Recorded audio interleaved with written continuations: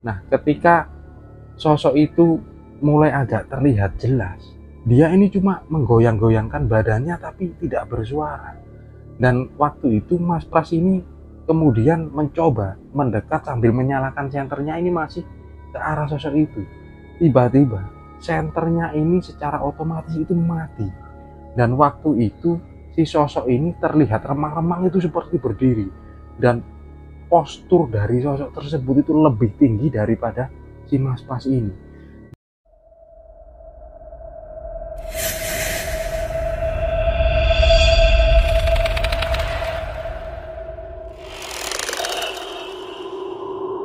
Assalamualaikum warahmatullahi wabarakatuh.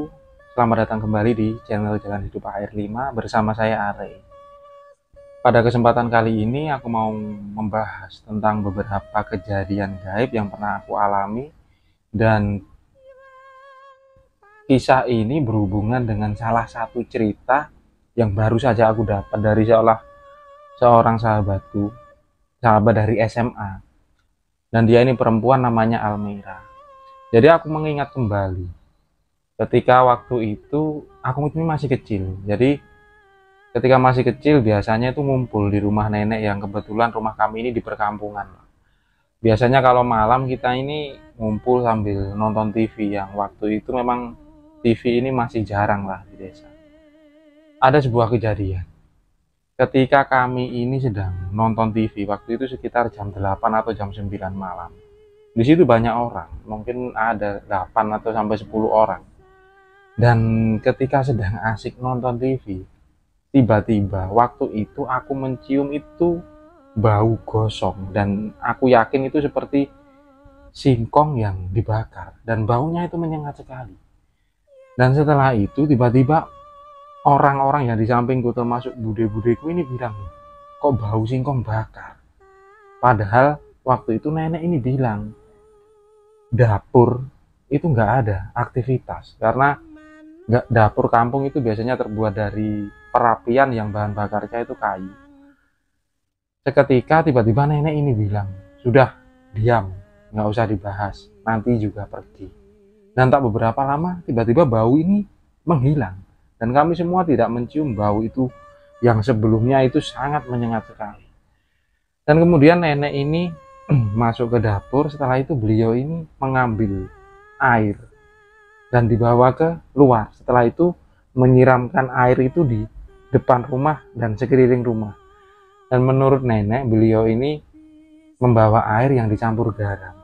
Setelah itu menaburkan di depan-depan rumah. Salah seorang bertanya, untuk apa? Dan kemudian nenek itu bilang, kalau tadi ada sosok makhluk, dia ini biasa lewat dan mungkin mampir lah. Jadi kenapa tiba-tiba kita itu mencium bau seperti singkong yang dibakar? Dan kejadian kedua pernah aku alami. Kejadian ini ketika aku sudah dewasa. Jadi waktu itu aku itu kerja dan lembur lah. Jadi ketika lembur itu aku pulang sekitar jam 10 atau jam 11 malam. Nah, rumahku, kebetulan aku memiliki rumah sendiri yang aku tinggali bersama adikku, sedangkan orang tua kami memang sudah tinggal di rumah sendiri juga. Nah, posisi rumahku itu memang agak berbeda dengan beberapa rumah yang lain. Jadi rumahku berada di tengah kebun, yang kanan kirinya itu pepohonan lah, dan sebelah belakangnya sekitar jarak 50-70 meter itu merupakan pemakaman umum. Jadi rumahnya sepi. Dan waktu itu aku baru pulang lembur. Posisi capek dan itu malam. Ketika aku baru sampai di rumah, itu di rumah itu nggak ada siapa-siapa. Karena ketika aku kerja lembur, adik biasanya itu tidur di rumah budenya. Nah, ketika aku baru sampai, motor aku masih taruh di teras rumah. Kemudian aku bermaksud menuju ke kamar untuk mengambil pakaian. Setelah itu mandi, karena kebetulan kamar mandiku itu berada di luar rumah. Nah, ketika baru saja membuka pintu kamarku, ketika kunci aku buka, posisi kamarku ini masih gelap karena lampunya itu belum dinyalakan. Nah, waktu itu tiba-tiba aku mencium baunya itu sangat menyengat sekali, yaitu bau dari kambing jantan yang sudah besar, atau biasa kalau di kampungku itu disebut wedhus berok. Dan baunya itu menyengat sekali, padahal di sekelilingku itu nggak ada orang yang beternak kambing waktu itu. Nah, spontan aku ini ingat dengan cerita nenek kakekku dulu, kalau kamu mencium bau seperti ini itu biasanya di situ ada makhluknya. Dan spontan memang waktu itu aku ini merinding, sangat-sangat merinding sekali, dalam posisi di rumah sendiri di malam hari. Nah, tapi waktu itu juga aku ini ngerasa jengkel karena posisi capek, pengen cepet mandi, terus istirahat. Kenapa tiba-tiba aku diganggu dengan sosok yang waktu itu memang tidak terlihat, tapi baunya itu seperti benar-benar di hadapanku. Spontan aku ini agak marah. Kemudian aku mengatakan kata-kata yang sedikit kotor lah untuk memaki makhluk yang ada di kamar tersebut supaya pergi.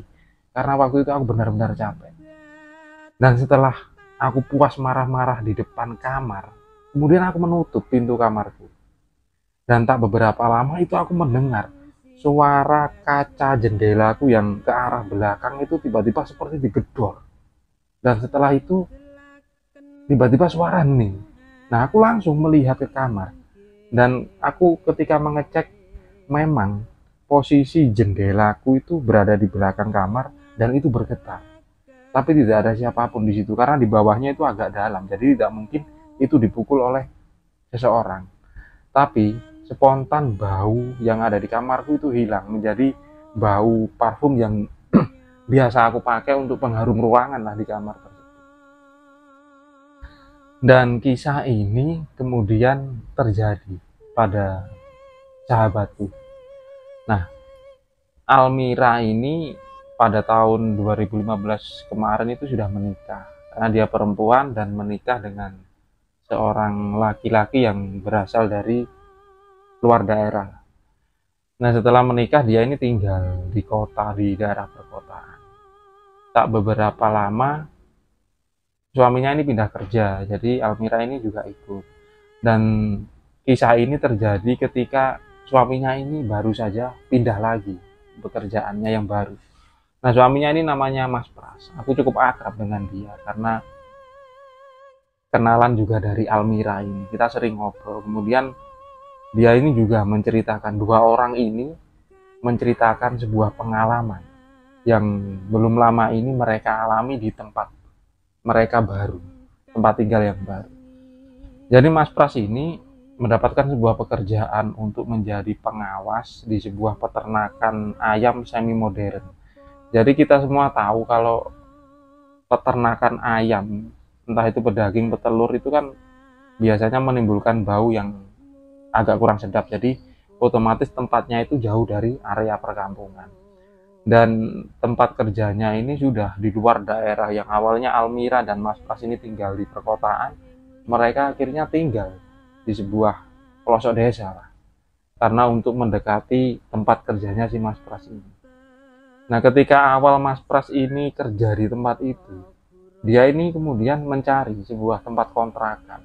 Dan tak beberapa lama dia mendapatkan sebuah rumah. Rumahnya ini sederhana dan berada di kampung tersebut yang jarak dari tempat kerjanya Mas Pras ini sekitar 300 meter.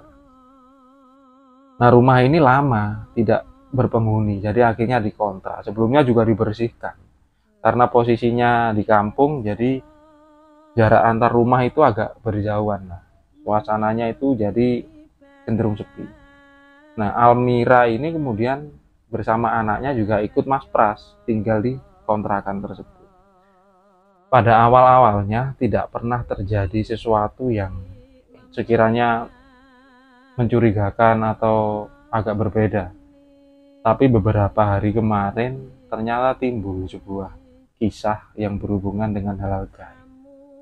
Almira ini cenderung anaknya pendiam, jadi dia selama tinggal di tempat itu yang kurang lebih baru sekitar 2 minggu lah, dia belum sempat bersosialisasi dengan para tetangga. Tapi setiap malam, terutama di maghrib ataupun isya, Almira, Mas Pras bersama anaknya ini selalu sholat jamaah ke sebuah musola yang jaraknya tak terlalu jauh dari rumah mereka. Nah, kejadian ini berawal ketika Almira, Mas Pras, dan anaknya. Mereka ini baru pulang dari sholat maghrib. Nah, ketika sampai di rumah, ketika membuka pintu rumah tersebut, tiba-tiba Almira ini mencium bau. Baunya itu busuk sekali, seperti bau bangkai. Dan berbeda dengan Mas Pras. Jadi Mas Pras ini malah mencium bau seperti yang aku cium di ceritaku sebelumnya. Jadi dia ini mencium bau seperti kambing yang sudah jantan yang besar. Jadi otomatis baunya itu sangat gak enak. Apalagi bagi orang yang tidak pernah berternak kambing. Nah, sedangkan anaknya yang kecil ini juga mencium. Dia ini bilang kepada si Almira, "Loh, Ma, ini baunya apa kok busuk sekali? Apa ada bangkai di sini?" Tapi si Almira ini yakin kalau sebelum mereka berangkat dari rumah menuju musola tadi, rumahnya ini tidak bau apa-apa. Justru karena si Almira ini rajin, rumahnya ini selalu rapi dan wangi, cenderung ke suasana rumah yang nyaman. Tapi entah kenapa waktu itu mereka ini mencium bau yang busuk sekali. Akhirnya Almira ini bilang ke Mas Pras, "Loh Mas, mbok ya dicari, siapa tahu ada bangkai tikus atau bangkai hewan." Nah, Mas Pras kemudian mencari lah. Mereka berkeliling di dalam rumah tersebut dan memang tidak mendapatkan apa-apa. Tapi mereka masih mencium bau yang sangat busuk sekali. Dan tiba-tiba pada akhirnya si Almira ini mungkin saking gak betahnya dengan mencium bau itu, dia ini sampai muntah-muntah. Nah, melihat itu Mas Pras ini, dia ini jengkel, kesel, karena dia sudah merasa ada yang aneh di rumah tersebut. Nah, waktu itu salahnya Mas Pras. Dia ini marah-marah kemudian memaki-maki, "Kalaupun ada yang ganggu, coba kamu nongol di sini biar aku hantam kamu." Nah, mendengar itu, si Almira ini menenangkan suaminya. "Coba nggak usah ngomong kayak gitu, ya dicari sana. Karena aku ini sudah nggak nyaman sampai aku muntah-muntah, kasihan anakmu nanti nggak bisa tidur." Nah, Mas Pras kemudian mengambil senter.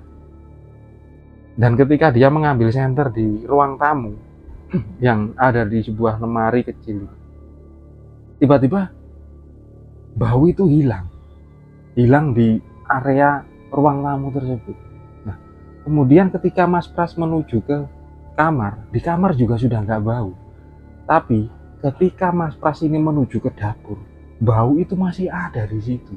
Dan baunya itu semakin lama itu semakin busuk sekali. Nah, lama-lama Mas Pras kemudian membuka pintu dapur yang menuju ke belakang. Jadi posisi rumahnya ini berada di depan, di belakangnya ini ada sebuah sumur. Nah, di belakang sumur ini merupakan sebuah kebun lah. Di situ banyak pohon-pohon yang masih besar dan di area belakang sudah nggak ada rumah lagi. Tiba-tiba di dapur itu bau tersebut hilang. Nah, Mas Pras semakin penasaran waktu itu. Akhirnya dia kemudian mengikuti arah bau itu seperti memang keluar dari rumah mereka. Ketika berada di belakang rumah, Mas Pras ini masih mencium bau yang sama, tapi baunya ini sudah samar-samar. Tapi tiba-tiba ada angin semilir dari arah belakang rumah tersebut. Nah, seketika itu seperti aroma bau ini terbawa dari arah belakang rumah mereka, terbawa angin semilir itu. Mas Pras mengikuti dengan menggunakan senter. Dan pada akhirnya dia ini sudah berada sekitar 50 meter dari rumahnya. Jadi posisinya Mas Pras ini berada di tengah kebun tersebut. Dia menggunakan pencahayaan senter untuk melihat sekeliling tempat itu yang memang Mas Pras itu belum pernah berada di belakang rumah tersebut. Jadi waktu itu dia ini melihat ada satu buah pohon aren yang berada di sudut sebelah kanan agak bawah. Dia terus mengarahkan cahaya ke pohon aren itu dan memang tidak ada apa-apa waktu itu. Tiba-tiba arah bau itu kembali dari arah sebelah kiri dan Mas Pras kemudian menoleh. Ketika itu ternyata sekitar jarak 10 meter di depan Mas Pras sebelah kiri, di sana itu ada pohon asam dan pohonnya itu sangat besar sekali. Bahkan di atasnya itu dedaunan dari dahan-dahannya itu sangat rimbun. Jadi waktu itu Mas Pras, loh kok masih ada pohon sebesar ini? Dia agak sedikit heran di malam itu. Tapi Mas Pras ini kemudian mencium baunya ini, dia ngerasa itu sangat dekat seperti di depan mukanya. Nah, spontan waktu itu Mas Pras ini meludah ke tanah sambil ngomel-ngomel, dasar sialan, setan sialan, kalau kamu mau nongol sekarang nggak apa-apa, yang penting kamu jangan ganggu keluarga. Jadi Mas Pras sebenarnya sudah mengira kalau bau tersebut merupakan dari sosok yang tidak terlihat atau sosok kasat mata. Setelah tidak merasakan apa-apa, akhirnya Mas Pras ini bermaksud kembali lagi ke rumah. Dan ketika dia baru saja membalikkan badannya, tiba-tiba si Mas Pras ini mendengar suara benda jatuh dari atas pohon asam itu menuju ke bawah. Dan suaranya itu sangat nyaring sekali. Jadi seperti benda yang besar jatuh dari atas pohon. Nah, dia ini sempat kaget. Nah, ketika kaget, Mas Pras ini langsung menoleh lagi ke arah belakang sambil mengarahkan senternya ke sosok yang jatuh tersebut. Jadi waktu itu dia ini melihat seperti bentuk besar tapi tidak berbentuk. Jadi seperti entah itu hewan atau apa, Mas Pras ini tidak tahu. Karena ketika menyorotkan senter tersebut, sepertinya cahaya senter itu tembus. Tapi posisi makhluk ini tepat berada di depannya si Mas Pras ini. Dan waktu itu dia ini posisinya membelakangi Mas Pras. Nah, ketika sosok itu mulai agak terlihat jelas, dia ini cuma menggoyang-goyangkan badannya tapi tidak bersuara. Dan waktu itu Mas Pras ini kemudian mencoba mendekat sambil menyalakan senternya ini masih ke arah sosok itu. Tiba-tiba senternya ini secara otomatis itu mati. Dan waktu itu si sosok ini terlihat remang-remang itu seperti berdiri. Dan postur dari sosok tersebut itu lebih tinggi daripada si Mas Pras ini. Dan waktu itu Mas Pras ini mencium baunya yang awalnya hanya sekedar seperti bau kambing jantan besar, tiba-tiba menjadi bau yang sangat busuk sekali. Otomatis dia ini sampai hampir muntah, perutnya ini sangat mual sekali. Dan waktu itu akhirnya dia ini memutuskan untuk pergi dari tempat itu. Mas Pras ini akhirnya pulang ke rumah. Nah, ketika sebelum menutup pintu belakang rumah, dia sempat mengecek ke arah belakang tadi dan untuk memastikan kalau sosok ini tidak mengikutinya. Nah, setelah mengunci pintu belakang rumah tersebut, Mas Pras tidak langsung menemui istrinya. Karena waktu itu posisinya dia ini masih ketakutan. Sampai kedua kakinya itu bergetar tanpa bisa dia kendalikan. Mas Pras akhirnya menuju ke kamar mandi. Dia menenangkan diri, kemudian dia berwudu. Nah, ketika memasuki kamar, istrinya atau Almira ini tanya, "Dulu Mas, kamu dari mana? Baunya kok tadi sudah hilang?" Mas Pras ini kemudian bilang ke istrinya, "Sudah deh, itu cuma lewat saja, nggak usah dipikir. Kebetulan aku belum sholat isya, aku tak sholat isya dulu." Nah, akhirnya Mas Pras ini sholat isya waktu itu. Karena sebelumnya dia tanya kalau istri dan anaknya ini sudah sholat isya. Nah, kejadian ini akhirnya keesokan harinya itu diceritakan kepada salah seorang teman kerjanya yang memang orang lokal di tempat itu. Jadi dia cerita kalau tadi malam di rumahnya ini seperti bau busuk, kemudian sampai dia cari dan di belakang. Dan dia heran kalau di belakang kok ada pohon asam yang sangat besar sekali. Dan temannya itu pun bercerita kalau di situ itu pohon itu sudah lama lah, itu merupakan pohon yang sejak dia kecil memang sudah ada di situ. Padahal teman Mas Pras ini usianya jauh lebih tua dari dia, berarti otomatis pohon asam itu memang berumur sudah sangat tua sekali.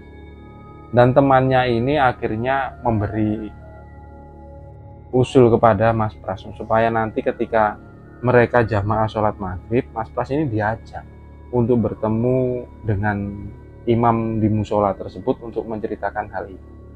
Dan ketika sore hari akhirnya Mas Pras dan temannya ini bercerita kepada seorang kiai kampung yang biasanya menjadi imam di musola itu.